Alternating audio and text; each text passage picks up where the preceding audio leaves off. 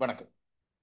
M அனைவருக்கும் ஆறுதலும் மகிழ்ச்சியும் அளிக்கக்கூடிய ஒரு தற்காலிக வெற்றி செய்தியோடு உங்களை சந்திக்கிறேன். இது தற்காலிக வெற்றி என்பதை தாண்டி தற்காலிக அடைவு என்று சொல்லி நாங்கள் இங்கே குறிப்பிடலாம். திருகோணமலையில் மிக பெரும் பீதியை கிளப்பி மக்கள் மத்தியில் கொதிப்பை ஏற்படுத்தி அனைவர் மத்தியிலும் கையேறு நிலையை தோற்றுவித்த ஒரு விடயம் இப்பொழுது தற்காலிக முற்றுக்கு வந்திருப்பதாக நான் நினைக்கிறேன். அங்கே இரவு 8 மணி அளவில் அத்துமீறி அடாவடியாக வைக்கப்பட்ட புத்தர் சிலை ஒரு சில மணித்தியாலங்களில் இப்பொழுது போலீசாரால் அகற்றப்பட்டிருக்கிறது. இது அனைவரது ஒற்றுமையான போராட்டத்துக்கும் தமிழ் பேசும் மக்கள் ஒன்றுபட்டு வெளிப்படுத்திய எதிர்ப்புணர்வுக்கும் கிடைத்த ஒரு வெற்றியாக நாங்கள் கருதிக் கொள்ளலாம். எந்த அரசாங்கம் வந்தாலும் நிலை இப்படித்தான், காவல்துறை என்பது காவிக்கு பணிந்து போகிறது என்றெல்லாம் நாங்கள் கொந்தளித்தோம், விரக்தி அடைந்தோம். அந்த இடம் எங்களை விட்டு போகிறது, எங்களது தமிழர் பாரம்பரிய நிலங்களில் ஒன்று மீண்டும் கைப்பற்றப்படுகிறது என்றெல்லாம் கொதித்து போகிறதோம். பார்த்தால் இப்போது பல பேரது தலையீட்டினால், பல பேரது ஒன்றுபட்ட முயற்சியினால் இந்த விடயம் இப்போதைக்கு தற்காலிக முற்றுக்கு வந்திருக்கிறது. ஆனால் இது முற்று முழுதாக அந்த இடங்களில் இன்றைய நாளில் உருவாக்கப்பட்டிருந்த கட்டட அமைப்புகள் அனைத்தும் அகற்றப்பட வேண்டும். மீண்டும் ஒரு தடவை ஆக்கிரமிப்புக்கான முயற்சி அங்கே இடம்பெறக்கூடாது என்பதுதான் நிரந்தரமான வெற்றியாக இங்கே அமையக்கூடும்.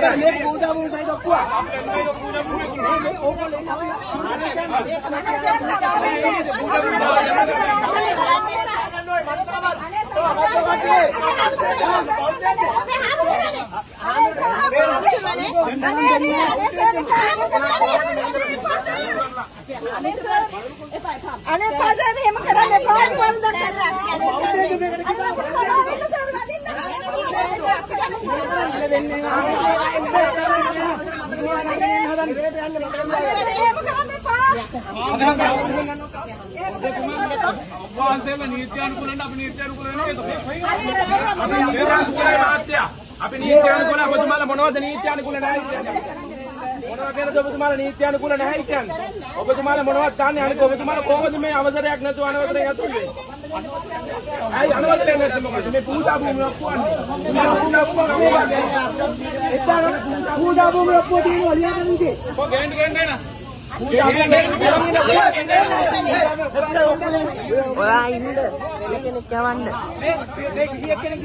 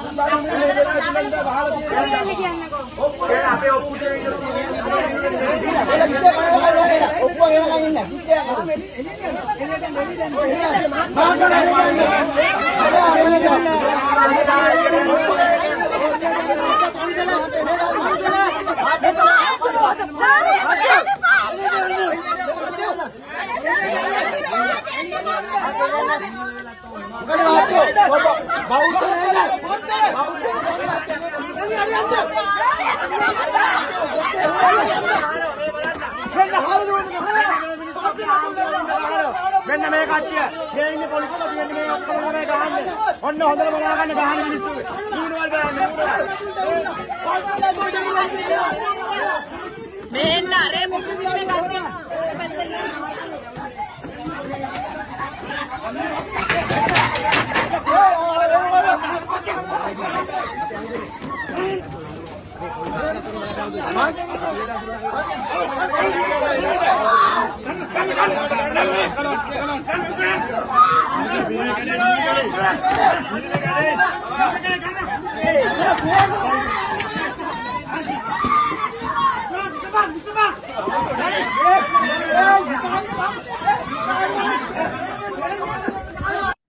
திருகோணமலை டச் பீச் பகுதியிலே இன்று காலை வேளையிலிருந்து மிகுந்த பரபரப்பாக அமைந்திருந்தது. அங்கே சட்டவிரோதமான அரசாங்கத்தின் அனுமதியற்ற கரையோர பாதுகாப்பு திணைக்களத்தின் அனுமதியற்ற ஒரு கட்டுமானம் ஒன்று உருவாக்கப்பட்டு வருகிறது. அது பௌத்த விகாரையாக இருக்க வேண்டும்.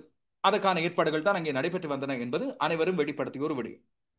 இதை பற்றிய செய்திகளை சேகரிக்க சென்ற ஊடகவியலாளர்கள் தாக்கப்பட்டார்கள். அதுபோல அதிகாரிகள், இந்த கரையோர பாதுகாப்பு கரையோர வட பாதுகாப்பு திணைக்களத்தின் அதிகாரிகள் அங்கே சென்ற வேளையில் அவர்களும் மிரட்டப்பட்டார்கள், எச்சரிக்கப்பட்டார்கள். போலீசாரும் அந்த இடத்துல எந்த ஒரு முடிவையும் எடுக்கவில்லை. இந்த இடத்திலே தான் பல பேரை தொடர்பு கொண்டு இந்த விடயங்கள் தற்காலிகமாகவாவது நிறுத்தப்பட வேண்டும், இதற்கான நிரந்தர தீர்வு பெறப்பட வேண்டும். ஏற்கனவே திருகோணமலையில் ஒரு புத்தர் சிலை நீதிமன்ற உத்தரவை மீறி இன்னும் அத்துமீறி திருகோணமலை நகரின் நடுவிலே இருந்து கொண்டே இருக்கிறது. அப்படி ஒரு நிலை வந்துவிடக் கூடாது, இந்த இடம் பறிபோய்விடக் கூடாது என்பதுதான் மக்கள் மத்தியில் இருந்த கொந்தளிப்புக்கான முக்கியமான காரணம். இதையடுத்து பல பேரால் இந்த முயற்சிகள் மேற்கொள்ளப்பட்டன. குறிப்பாக அந்த களத்திலே நின்று போராடிய இளைஞர்கள். 8 மணி அளவில் இங்கே புத்தர் சிலை கொண்டு வரப்படுகிறது. இலங்கையில் ஏதாவது ஒரு இடத்திலே புத்தர் சிலை ஒன்று கொண்டு வந்து நிறுவப்பட்டால் அதை அகற்ற முடியாது. அந்த புத்தர் சிலையை சுற்றி ஒரு கட்டுமானம் ஒன்று எழுப்பப்பட்டு விட்டால் அதை இடிக்க முடியாது. இது காலாகாலமாக நாங்கள் பார்த்து வருகின்ற மிக வேதனையான ஒரு சூழ்நிலை.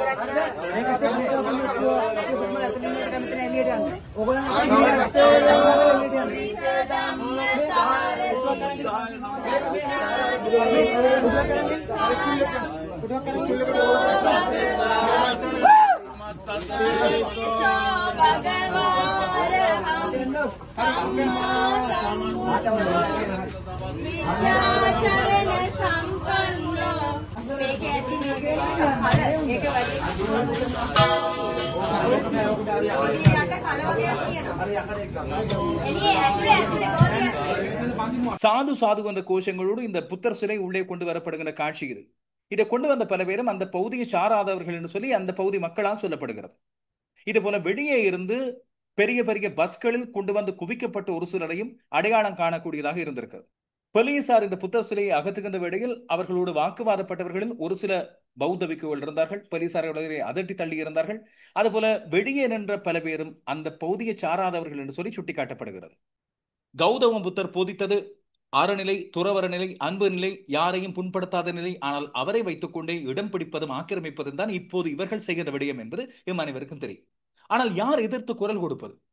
சட்டமும் காவல்துறையும் காவிகளுக்கு கீழே தான் இருந்து கொண்டிருக்கிறது என்பது பொதுவாக பல பேரது நிலைப்பாடு. அப்படி இருக்கின்ற சூழ்நிலையில் இன்று இந்த சிலை அங்கே வைக்கப்படக்கூடாது, இப்படி சட்டவிரோதமான கட்டுமானம் எழுப்பப்படக்கூடாது. இந்த அரசாங்கம் ஏற்கனவே மக்களுக்கு மிகப்பெரிய நம்பிக்கையை கொடுத்திருக்கிறது என்ற அடிப்படையில் இந்த அரசாங்கத்தின் மத்தியிலும் இப்படியான சூழ்நிலை தானா என்ற விரக்தி நிலையோடு மக்களுக்கு ஏற்பட்டிருந்தது. நான் ஏற்கனவே சொன்னது போல இந்த காலை வேளையில் பிரதி அமைச்சர் அருண் ஹேமச்சந்திரவை தொடர்பு கொண்டிருந்தேன். அவர் தற்காலிகமாக இது நிறுத்தப்படும் என்று சொல்லியிருந்தார். போலீசாரும் அதுபோல போலீசாரிடம் முறையிட்டவர்களுக்கு இது தற்காலிகமாக நிறுத்தப்படும் என்று உறுதி வழங்கியிருந்தார். என்றாலும் அது நிறுத்தப்பட்டிருக்கவில்லை. இந்த உறுதிமொழிகளை எல்லாம் தாண்டி பிரதி அமைச்சர், போலீசார் இவர்கள் சொன்னதையும் கேட்காமல் தொடர்ச்சியாக அந்த கட்டுமானங்கள் இடம்பெற்றுக் கொண்டே இருந்தன. இதனால் தான் பல பேரும் கொந்தளித்து போயிருந்தார்கள். இரவு 8 மணி அளவில் சாது சாது என்ற கோஷங்களோடு அங்கே இருந்த மக்களாலும் பௌத்த பிக்குகளின் மத்தியிலும் அதுபோல 50 போலீசாரின் பாதுகாப்போடும் இந்த சிலை உள்ளே கொண்டு வரப்படுகிறது, நிறுவப்படுகிறது. தடுக்க யாரும் இல்லை. அந்த இடத்திலே மக்கள் ஒன்று சேர்ந்து போராட முடியாத சூழ்நிலை. இறுதியாக பார்த்தால் அவர்களுக்கு எதிராகத்தான் இந்த குற்றச்சாட்டுகள் சுமத்தப்படும் என்ற பயம் வேறு இருந்தது. இதையடுத்து பல பேர் முயன்று பார்த்திருந்தோம். பலவிதமான முயற்சிகள் மேற்கொள்ளப்பட்டிருந்தன. நாளைய தினம் நாடாளுமன்றத்திலே பேசுவதும், அதுபோல ஏற்கனவே பிரதி அமைச்சர் அருண் ஹேமச்சந்திர வாக்களித்தது போல அவர் அங்கே வருவதும் தான் ஒரே தீர்வாக இங்கே அமையக்கூடும். அது கொஞ்சம் லேட் ஆகிவிடும், தாமதமாகிவிடும் என்றெல்லாம் எல்லோருக்கும் கவலை இருந்தது. பல பேர் மேற்கொண்ட முயற்சிகளின் பலனாக பல தூதுவர் ஆலயங்களுக்கும் விடயங்கள் போய் சேர்ந்தன. அப்படியாக முயற்சிகள் மேற்கொண்டவர்களில் ஒருவர் நாடாளுமன்ற உறுப்பினர் சாணக்கியன். அவரும் தன்னால் முடிந்த வரைக்கும் பல பேரோடு தொடர்பு கொண்டு இந்த முயற்சிகளை மேற்கொண்டிருந்தார். இதிலே போலீஸ் மா அதிபரை தொடர்பு கொண்ட வேளையில் அவர் வெளிநாட்டில் இருந்தார். இதையடுத்து அவர் பொதுமக்கள் பாதுகாப்பு அமைச்சர் ஆனந்த விஜயபாலவை தொடர்பு கொண்டு அவரிடம் இந்த விடயத்தை சொல்லியிருப்பதாக சொல்லியிருந்தார். ஆனந்த விஜயபால் அவர்கள் மேற்கொண்ட ஒரு முயற்சி, குறிப்பாக இந்த விடயத்தில் போலீசார் அங்கே தங்களுக்கு உரிய நடவடிக்கையை இதுவரைக்கும் செய்யவில்லை, அந்த இடத்துல சிலை அத்துமீறி வைக்கப்படுகிறது என்பது அமைதியை குலைப்பதாக அமைந்துவிடும் என்பதை எடுத்து கூறியிருக்கின்றார் சாணக்கியன். இதையடுத்து பொதுமக்கள் பாதுகாப்பு அமைச்சர் போலீசாருக்கு மேற்கொண்ட உத்தரவை அடுத்து இந்த நடவடிக்கை எடுக்கப்பட்டிருப்பதாக இங்கே தெரிய வருகிறது. திருகோணமலையில் களத்திலே அப்போது நடந்து கொண்டிருந்த பல்வேறு சம்பவங்களை பற்றி நண்பர்கள் பல்வேறு சமூக வலைத்தளங்களிலும் அதுபோல வாட்ஸ்அப் மூலமாகவும் எனக்கு தகவல்களை பகிர்ந்து கொண்டிருந்தார்கள். அதே போல நாடாளுமன்ற உறுப்பினர் சாணக்கியன் அவர்களும் தான் தொடர்பு கொண்டு எடுத்து வருகின்ற நடவடிக்கைகள் குறித்தும் அதுபோல அவ்வப்போது எடுக்கப்பட்டு வருகின்ற நடவடிக்கைகளின் முன்னேற்றம் குறித்தும் எனக்கு தகவல்களை தந்து கொண்டிருந்தார். எனவே இந்த இடத்திலே நாடாளுமன்ற உறுப்பினர் சாணக்கியன் ஆனந்த விஜயபால் அவர்களுக்கு நன்றியை தெரிவித்திருக்கின்றனர். இந்த இடத்திலே முயற்சிகளை மேற்கொண்ட அத்தனை பேரும் நன்றி கூறியவர்கள். போலீசாராலேயே இந்த சிலை அகற்றப்பட்டிருப்பதானது உண்மையில் மிகப்பெரிய வரவேற்கக்கூடிய ஒரு விடயம். காரணம், இந்த இடத்திலே அடாவடித்தனமாக கொந்தளித்து போயிருந்த இளைஞர்கள், நம் பொதுமக்கள் யாராவது இந்த நடவடிக்கை மேற்கொண்டிருந்தால் அது வேறு விதமாக சித்தரிக்கப்பட்டிருக்கும், ஒரு இனமுறுகலை ஏற்படுத்தி இருக்கும். திட்டமிட்ட இனமுறுகளை எதிர்பார்த்திருப்போருக்கும் இதை வைத்துக் கொண்டு வன்முறைகளை உருவாக்க காத்திருப்போருக்கும் அது பெரும் பேருந்தாக மாறியிருக்கும். எனவே இப்போது இது தற்காலிக முடிவு ஒன்று எட்டியிருக்கிறது. அங்கே இருந்து சிலை அகற்றப்பட்டதானது இப்படி சட்டவிரோதமான கட்டுமானம் ஒன்று உறுதியாக எழுப்பப்படும் என்ற ஒரு விடயத்தை இப்போதைக்கு இல்லாமல் செய்திருக்கிறது. ஆனால் நிரந்தரமாக இந்த கட்டுமான பணியானது இல்லாமல் ஆக்கப்பட வேண்டும். சட்ட ரீதியாக இது அணுகப்பட்டு அது இவர்களுக்குரிய இடமே அல்ல. இப்போது சொல்லப்படுவது போல 1951 இங்கே ஒரு பௌத்த மடாலயம் இருந்தது, இல்லாவிட்டால் பௌத்த வகுப்புகள் இங்கே நடைபெற்றிருந்தன, அப்படி சொல்லப்படுகின்ற விடயங்கள். அதுபோல சட்டவிரோதமாக இந்த காணி கையகப்படுத்தப்பட்டு அங்கே மீண்டும் ஒரு தடவை சிங்கள பொதுமக்கள் பெரிய அளவில் இல்லாத இடத்திலே ஏற்கனவே 4 சிலைகள் வைக்கப்பட்டிருக்கின்றன. இதனை இந்த விகாரையும் வந்து சேர்ந்து விட்டால் அவ்வளவுதான். எனவே அது தடுத்து நிறுத்தப்படுவதற்கான முழுமையான முயற்சியை ஒற்றுமையாக அனைவரும் மேற்கொள்ள வேண்டும். இன்று பாருங்கள், இளைஞர்கள் ஒன்றுபட்டு முயற்சிகளை மேற்கொண்டார்கள். கட்சி பேதம் இல்லாமல், தங்களுக்கிடையே இருக்கின்ற பல்வேறு கருத்து பேதங்கள் இல்லாமல் எல்லோரும் ஒன்றுபட்டு ஒரு விடயத்துக்காக போராடி இருந்தோம். அது மிக பெரும் வெற்றியை இப்போதைக்கு கொடுத்திருக்கிறது. இப்போதைக்கு ஆறுதல், நிம்மதி, ஒரு அபகரிப்பானது தடுத்து நிறுத்தப்பட்டிருக்கிறது, குறைந்தபட்சம் தற்காலிகமாக என்ற விடயத்தில் நாங்கள் அனைவரும் சந்தோஷப்படலாம். ஆனால் இது நிரந்தரமாக தடுத்து நிறுத்தப்பட வேண்டிய அவசியத்தை வலியுறுத்துகின்ற ஒரு புள்ளியாக இது அமைந்திருக்கிறது. எனவே இப்போதைக்கு நான் சொல்லக்கூடிய ஒரு செய்தி, அங்கே 8 மணிக்கு வைக்கப்பட்டிருந்த அந்த சிலை 11:15 அளவில் அகற்றப்பட்டிருக்கிறது. இந்த திருகோணமலையில் இந்த சிலை வைத்த விடயத்தையும் கட்டுமானத்தையும் முன்னின்று நடத்தி அந்த பகுதி மக்களையும் ஒரு பக்கம் தன்னுடைய கட்டுக்குள்ளே வைத்துக் கொண்டு வெளியே இருந்து இந்த விடயத்துக்கு பாதுகாவலாக கொண்டு வரப்பட்ட ஒரு சிலரையும் வழிநடத்தி கொண்டவர் எங்கேயோ பார்த்த முகமாக இருக்கிறது என்று பார்த்தால் அவர் காலிமுகத்திடலில் தமிழில் தேசிய கீதம் இசைக்கப்பட்டதே அந்த வேளையில் என்னோடு வாக்குவாதப்பட்டு அந்த இடத்திலே இனமுறுகல் ஒன்றை ஏற்படுத்த முனைந்திருந்த அதே பௌத்த பிக்குதான். அவரது பெயர் பலாங்குட கசப்ப தேரு. இவர்தான் முன்னின்று இந்த விடயத்திலே வம்பை விலை கொடுத்து எடுப்பதற்கு அங்கேயும் ஒரு முனைப்பை மேற்கொண்டிருக்கிறார். எங்கெல்லாம் வாய்ப்பு கிடைக்கிறதோ சமூக வலைத்தளங்களில் இல்லாவிட்டால் பொது இடங்களில் தங்களுடைய பௌத்த மேலாதிக்கத்தை வலிந்து கொண்டு வந்து திணிப்பதில் இவர் தனக்கென்று ஒரு தனியான இடத்தை பெற்று வருகிறார் என்பதை பொதுவாக சமூக வலைத்தளங்களை அவதானிப்போர் பல பேரும் பார்த்திருப்பீர்கள். இப்படியான ஆக்கிரமிப்புகள், திடீரென்று வைக்கப்படுகின்ற சிலைகள், அதன் மூலமாக எழுப்பப்படுகின்ற இப்படியான மத அமைப்புகள் ஆகியன மிக பெரும் ஆபத்தை விளைவிக்கக்கூடியவை. இது சாதாரணமாக நாங்கள் ஒரு சமய ஸ்தலம் தானே, நாங்கள் எங்களது ஒற்றுமையை விட்டுக் கொடுக்கின்ற இயல்பை, அனைவரையும் அரவணைக்கின்ற இயல்பை காட்டுவோமே என்று சொல்லி இந்த இடத்திலே புரிந்துணர்வு, சகிப்புத்தன்மை போன்ற விடயங்களை பேசக்கூடாது. இது பாரம்பரிய நிலங்கள் அபகரிக்கப்படுகின்ற ஆரம்ப புள்ளியாக அமையும். இதனால் தான் ஆரம்பத்திலே சொன்னேன், ஒரு புத்தர் சிலை வைக்கப்பட்டால் அதை அங்கே இருந்து அவ்வளவு சீக்கிரம் அகற்ற முடியாது. அதற்கான இடம் இங்கே இல்லை. இலங்கையின் அரசியலமைப்பு பொறுத்தவரையில் பௌத்த சாசனத்துக்குத்தான் முதலாம் இடம் இங்கே வழங்கப்படுகிறது. எனவே அதன் அடிப்படையிலும் இதை பற்றிய காவல்துறையோ இல்லாவிட்டால் வேறு எந்த துறையின் மூலமாகவோ அதற்கான நீதி அதற்கு பிறகு கிடைக்கக்கூடிய வாய்ப்பு இல்லை. இதனால் தான் ஆரம்பத்திலே இது எதிர்க்கப்பட வேண்டும். சட்ட ரீதியாக அவர்களுக்கான இடம், அந்த இடத்திலே அவர்கள் அமைப்பதில் எந்த ஒரு தவறும் கிடையாது. அந்த இடத்திலே பெரும்பான்மையாக அவர்கள் வாடுகின்றார்கள் அல்லது அதிகமானோர் அங்கே வாடுகின்றார்கள், அவர்களுக்கு வழிபட ஒரு இடம் தேவை, அதெல்லாம் பிரச்சனையே கிடையாது. இராணுவ முகாம்களுக்குள்ளும் போலீஸ் அதிகாரிகள் வாழும் இடங்களுக்குள்ளும் இப்படியான பல்வேறு விகாரைகள் இல்லாவிட்டால் சின்ன சின்ன பௌத்த ஆலயங்கள் அமைக்கப்பட்டிருப்பதை நாங்கள் பார்க்கிறோம். ஆனால் இது பொதுமக்கள் செறிந்து வாழ்கின்ற, தமிழ் பேசுகின்ற பொதுமக்கள் செறிந்து வாழ்கின்ற ஒரு இடத்திலே இப்படியான சிலை, அதை சுற்றி அமைக்கப்படுகின்ற விகாரஸ்தானம் ஆகியன தேவையில்லை என்பதைத்தான் தொடர்ச்சியாக வலியுறுத்தி வந்திருந்தார்கள். இதுதான் ஆபத்தான புள்ளி என்று ஆரம்பித்திருந்தார்கள் இந்த போராட்டத்தை மேற்கொண்ட இந்த இளையவர்கள். அவர்கள் பல பேரும் இதை விழிப்புணர்வு ஏற்படுத்தி கொதிநிலையில் வைத்திருந்தார்கள், சமூக வலைத்தளத்திலும் நேரடியாகவும். இதன் காரணமாகத்தான் இத்தனை விழிப்புணர்வு இவ்வளவு விரைவாக ஏற்படுத்தப்பட்டு, அது தனியே அந்த ஊரை சார்ந்தவர்கள் அல்லாமல் உலகம் முழுவதும் உள்ளவர்கள் குரல் கொடுக்கக்கூடிய அளவுக்கு விழிப்புணர்வு ஒன்றை ஏற்படுத்தி இப்போதைய இந்த நடவடிக்கை எடுக்கப்படுகிறது. எனவே இந்த நடவடிக்கையை எடுத்த இல்லாவிட்டால் அதற்கு காரணமாக இருந்த அத்தனை பேரும் வாழ்த்துக்குரியவர்கள். நான் ஒரு சிலரது பெயர்களை இங்கே குறிப்பிட்டிருந்தேன் என்பதற்காக அவர்கள் மட்டும்தான் இந்த நடவடிக்கை எடுத்தார்கள் என்றில்லை. உண்மையில் அந்த களத்தில் இருந்து போராடிய அத்தனை திருகோணமலை இளைஞர்களும் உண்மையில் வாழ்த்துக்குரியவர்கள். எனவே இத்தோடு இது நின்று விடாமல் இதை கொதிநிலையில் வைத்து இந்த விடயத்துக்கான நிரந்தர தீர்வு ஒன்று காணப்படுவதுதான் மிக முக்கியமானது. அது இனமுறுகலையும் இல்லாதாக்கும். எனவே தொடர்ந்து நாங்கள் தெளிவாக இது பற்றிய விடயங்களை அறிந்து கொள்வோம், தெளிவான உரையாடல்களை மேற்கொள்வோம். இது பற்றிய உங்களுடைய கருத்துக்கள், விமர்சனங்கள் மற்றும் கேள்விகள் ஆகியவற்றையும், இது போன்ற பல்வேறு சம்பவங்கள் உங்கள் இடங்களில் நிகழ்ந்திருந்தால் இல்லாவிட்டால் நிகழக்கூடிய ஆபத்து இருந்தால் அதை பற்றிய குறிப்புகளையும் எதிர்பார்க்கிறேன். இணைந்து கொண்ட அனைவருக்கும் நன்றி. அதுபோல இது பற்றிய தகவல்களை தொடர்ந்து என்னோடு பகிர்ந்து கொண்ட அனைவருக்கும் நன்றி. உங்களது பங்கு காலத்தால் மிகப்பெரியது. அனைவருக்கும் நன்றியும் வாழ்த்துக்கள்.